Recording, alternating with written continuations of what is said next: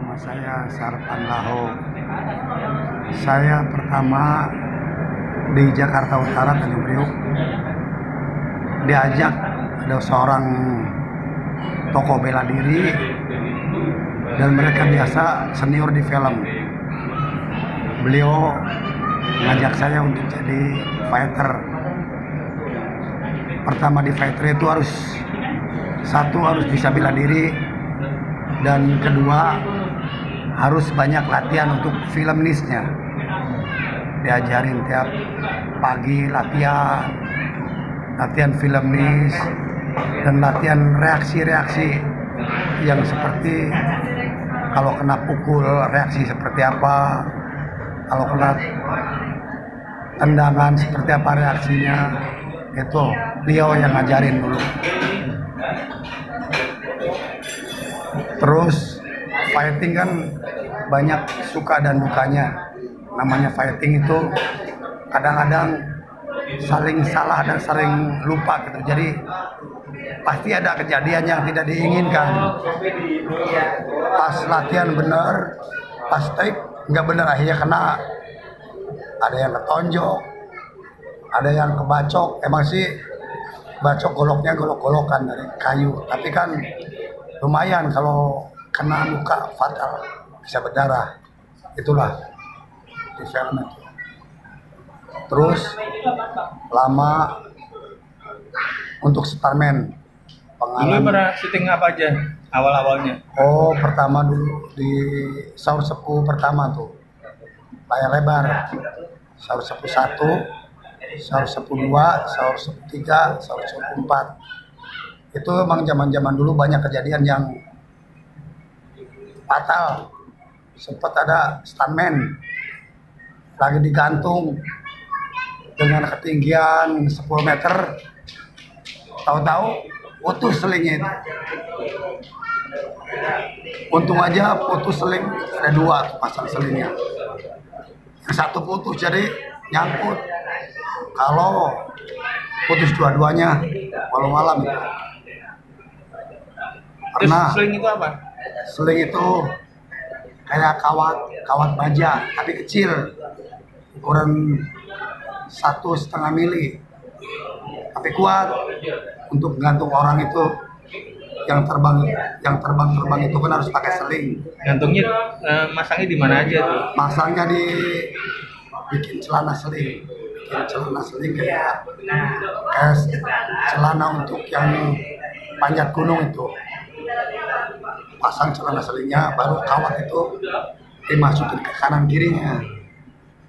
Jadi setelah dimasukin ada blok, di atasnya ada blok untuk bisa naik turun blok, kayak rel lah, baru tarik. Kalau terbang kan biasanya ada 2 sisi penarik. Kalau dia terbangnya ke sini, yang sebelah sini narik, sebelah sini ngulur, itu sisi tarik. Kalau terbang ke sini, sebelah sini narik, sebelah sini ngulur. Itulah pas kejadian narik ulur, putus lagi pasnya tim lah. Sempat ada yang waktu Saur Sepuh keempat, ada pemain kita cewek putus selingnya di Waikambas. Saur Sepuh namanya Murti Sari Dewi, jatuh ketinggian 6 meter, tapi alhamdulillah nggak cedera, cuman bengkak aja.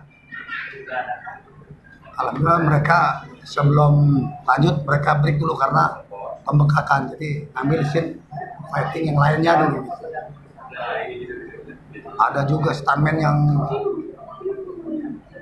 kurang hati-hati dalam safeguardnya, keamanannya, sampai dari jatuh ketinggian berapa meter ya di atas gedung, jatuh lepas dari safeguard, akhirnya meninggal juga.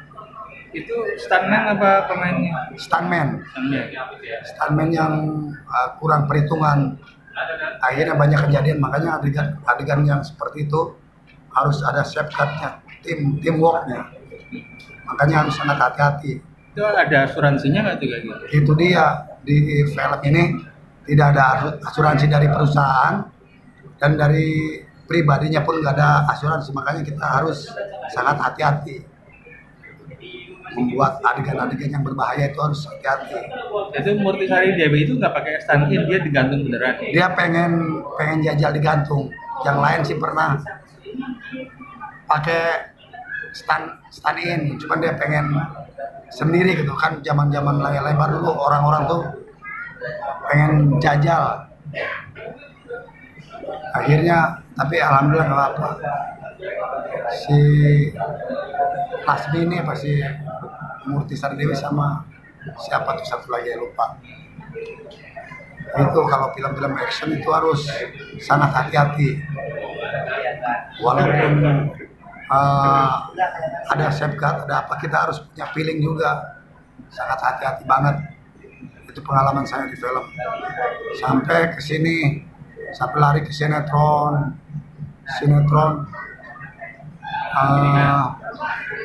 Apa ya? Nah, sekarang kan sinetron kan ada yang terbang pakai trampolin, yang loncat itu.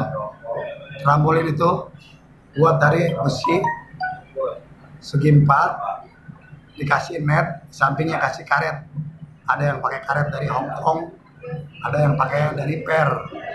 Itu buat loncat-loncat. Jadi kalau syuting itu supaya kelihatan terbang, makanya pakai trampolin itu loncat. Jadi penyambungannya jadi yang terbang itu pakai trampolin. Itu untuk yang action. Adegan yang terbang, kalau tidak sering trampolin. Itu. Jadi kalau pemainnya cewek juga kadang stand-nya cowok juga. Cowok ya. Karena kalau cewek kan jarang kan riskan keberaniannya. Makanya cari cowok yang agak-agak kecil badannya, yang mirip-mirip dengan si pemain itu. Cuman pakai kostumnya aja, kostum cewek gitu. Itu biasanya istilahnya apa aja tuh kalau di fighting director itu? Kalau di fighting director itu ya stuntman. Untuk mengganti peran itu namanya stuntman. Apa bedanya fighting director apa, choreo director apa? Kalau action director itu mengatur adegan gambar dan angle-angle. Kalau choreo itu mengatur adegan-adegan fighting, seperti fighting maunya seperti apa itu choreo. Jadi kalau action director cuman memperagakan adegan angle dan kamera dan trik-triknya, itu namanya action director. Kalau choreo yang memperagakan adegan silatnya, itu choreo. Kalau stuntman itu adegan yang berbahaya itu khusus orang-orang yang stuntman, karena mereka di bidangnya. Berarti tidak film fighting aja ya, ada film action juga ya? Iya, film action tuh harus ada stuntman-nya, kayak horor itu harus ada. Pernah ikut sama yang bule nggak? Saya dulu pernah ikut sama Cindy Rock fighter teman. Pas kebetulan saya pernah syuting layar lebar, pemainnya Robin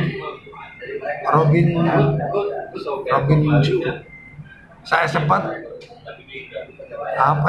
keceplosan, bukan keceplosan ya. Pas latihan kita benar, pasti dia nggak ngelak. Akhirnya Robin Ju itu saya tonjok. Terus dia nggak bisa bahasa Indonesia. Mereka nanya terjemahnya gitu. Sangkanya saya itu siapa itu, fighter bukan. Padahal yang salah bukan dari saya, dari mereka sendiri, karena pas latihannya pasti tonjok ngelak. Pas udah tik mau ditonjok dia nggak ngelak, akhirnya kena hidungnya, untung nggak berdarah. Robin Hood, pemain Hollywood yang main di Indonesia, judulnya Pirate Brother. Gitu. Lu latihannya sama siapa? Dilatih fighting itu sama siapa? Dulu ada seorang senior, orang Tanjung Priok, tahulah, bela diri, orang yang disiplin, orang yang tegas, orang yang dedikasinya tinggi. Beliau mendidik kita dari nol sampai sekarang, yang sudah bisa istilahnya jalan sendiri untuk produksi belajar tentang penggambaran, tentang angle-angle. Beliau yang ngajarin saya sampai saya bisa begini. Alhamdulillah. Terus yang apa itu yang syuting Cirebon itu jadi apa itu? Oh, dulu saya tahun 96 syuting dari Pemda, judulnya Fatahillah. Itu suka dukanya enak juga di Cirebon, sampai di Indramayu, sampai di Kuningan. Itu saya sempat di sana adegan pacu kuda. Ternyata kudanya tuh binal banget. Jadi pas saya lagi macu kuda, saya jatuh di pantai itu. Udah jatuh, keinjek pula itu sama kuda. Astagfirullahaladzim. Emang kalau kejadian-kejadian yang action pasti banyak suka dukanya. Itu adegan apa itu? Aduh, kan si udah mau perang antara lawan sama musuh itu kan berpacu. Jadi angle yang dari sini ngambil kuda dulu lari. Angle yang dari sini kuda dulu lari. Jadi lama-lama disambung. Yang pertama lari pertama itu sampai jatuh. Kudanya binal banget. Di Indramayu itu di Pantai Lombang gitu kayaknya. Saya ingat. Istilah syuting layar lebar sampai berapa lama? Biasanya sih kalau zaman-zaman dulu layar lebar minimalnya 3 bulan untuk satu judul. Zaman dulu, karena zaman dulu tidak ada monitor, jadi adanya apa ya? Cuman viewfinder aja, kameramen doang yang bisa ngelihat. Jadi susah, makanya harus yang terbaik berapa kali take. Sangat hati-hati karena layar lebar zaman dulu tidak bisa dihapus, tidak bisa di rewind lagi. Makanya minimalnya 3 bulan, bisa sampai 6 bulan satu judul.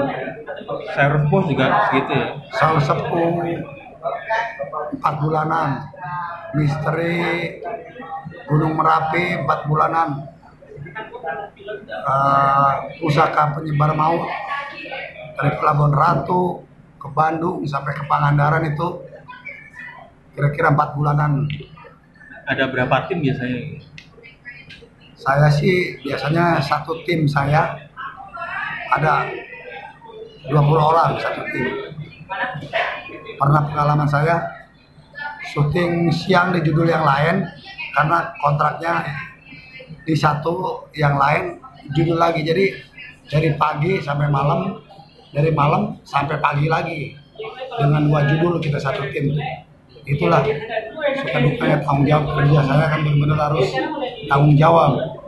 Di sini tanggung jawab, di sana tanggung jawab, dari kita berjalan apa yang diinginkan oleh orang-orang yang bikin schedule itu saya siap, walaupun waktu nggak dikasih atas dari tim dari judul yang ini, break lanjut ke judul yang lain.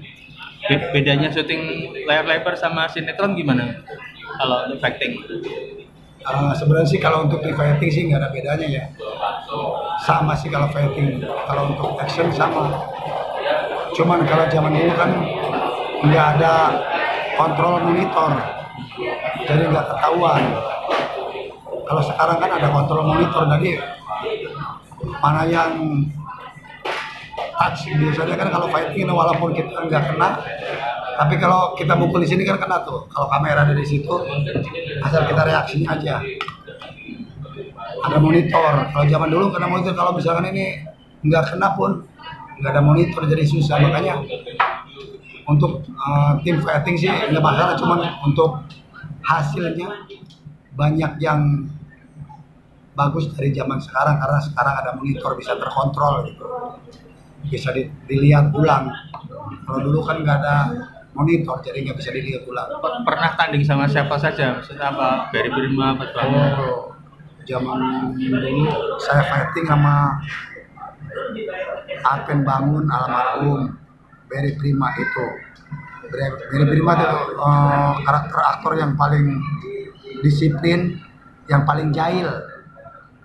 Barry Prima kalau fighting, kalau tidak mau ngenain orang, berarti bukan fighter katanya. Dia itu orang yang paling jahil kalau fighting. Jahilnya gimana?